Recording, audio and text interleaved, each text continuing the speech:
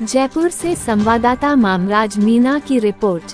भीमसेन गुर्जर ने विभिन्न स्थान पर किया जनसंपर्क। भीमसेन गुर्जर को जनता ने दिया समर्थन।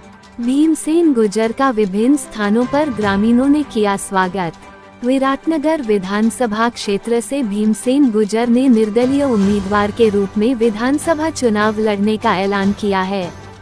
भीमसेन गुर्जर ने बताया कि जनता ही मेरी टिकट है और जैसे ही चुनाव लड़ने का ऐलान किया तो कार्यकर्ता में जोश और उत्साह देखने को मिला और बड़े बुजुर्गों ने दिया आशीर्वाद।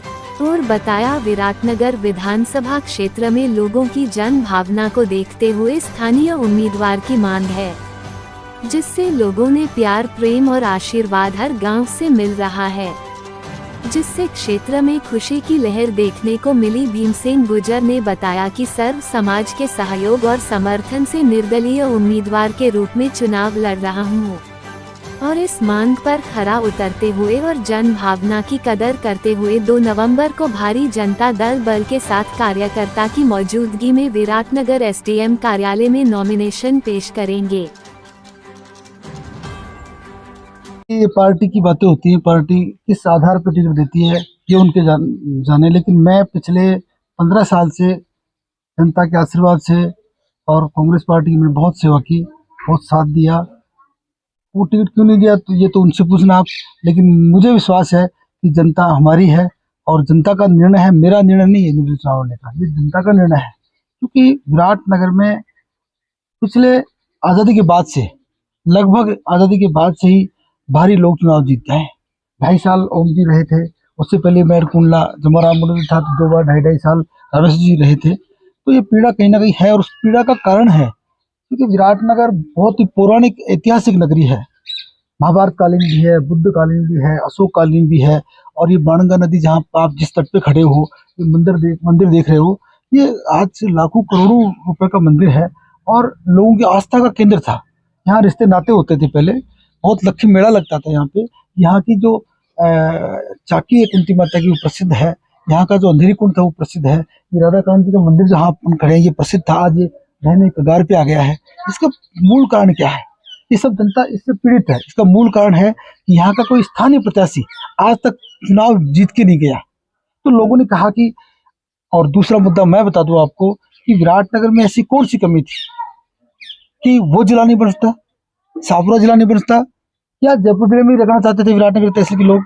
पहले हमारे नुमाइंदे ने कहा कि आज एक तहसील नहीं रह सकती, दोनों तहसील जानी चाहिए। अब तो एक पंचायत ही जयपुर जिले में रह गई, तो इसके लिए क्या कहें, क्या जवाब उनके पास? जनता ने इतनी मांग की, आप उस समय विराटनगर थे, आपने देखा था, इतना बड़ा आंदोलन हम लोगों ने किया था, गिरफ्तारियां दी थी हमने, लेकिन कानून के जू नहीं रहेंगे। इसका मतलब जनता को पागल समझते हैं, बेवकूफ समझते हैं।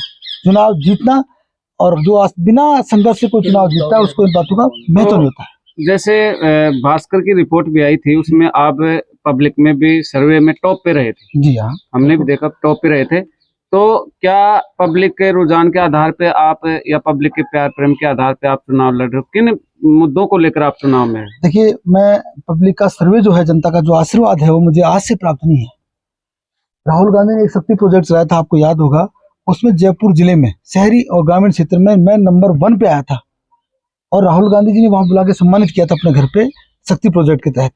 इसके बाद में जब भी कोई कार्यक्रम होता है, आपने जन्मदिन भी देखा होगा, बिना किसी किराए भाड़े की जीपे करने के, कोई साधन करने के, सब अपने आप आए और 40,000 के लोग, लगभग 40,000 लोग वहाँ पहुंचे आशीर्वाद देने के लिए। तो जनता का स्नेह आशीर्वाद है और ये हमसे बहुत पहले भी चूक हुई है कि हमें पहले भी खड़ा होना चाहिए था, चुनाव लड़ना चाहिए था। जनता ने पहले भी कहा था, लेकिन मैंने पार्टी सेवा के चक्कर में बहुत मौका गंवा दिया था। अच्छा, जो विराटनगर में मुद्दा किन मुद्दों को लेकर आप चुनाव में आए हो? मैं फिर कह रहा हूँ कि मैं विराटनगर की इस पावन पवित्र भूमि की जो दशा है, दिशा है, वो जो ये देख रहे हो आप, पहला उदाहरण तो इस मंदिर का ही है।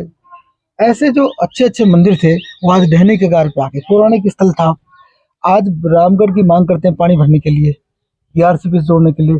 लेकिन क्या किसी यहाँ के प्रतिनिधि ने आज तक इस बाणगंगा के बारे में सोचा है? ये नदी सूख गई जो लाखों करोड़ों लोगों को जीवन व्यापन करती थी, पानी देती थी, सिंचाई करती थी, आज वो सूखी पड़ी है, इसके बारे में किसी ने मांग नहीं की। तो बहुत से मुद्दे ऐसे, पौराणिक नगरी नहीं है, बुद्ध काल यहाँ आपको मिले हैं अवशेष, वहाँ पर आज तक महात्मा बुद्ध के बारे में कोई यूनिवर्सिटी वगैरह नहीं खुली आज तक, कोई पर्यटक स्थल नहीं घोषित हुआ, कोई उद्योग धंधों के लिए फैक्ट्री आज तक नहीं खुली यहाँ पे। अब इन तक सब मुद्दों के लिए अब तक जो विराटनगर का विकास हाल है, जो विकास है, क्या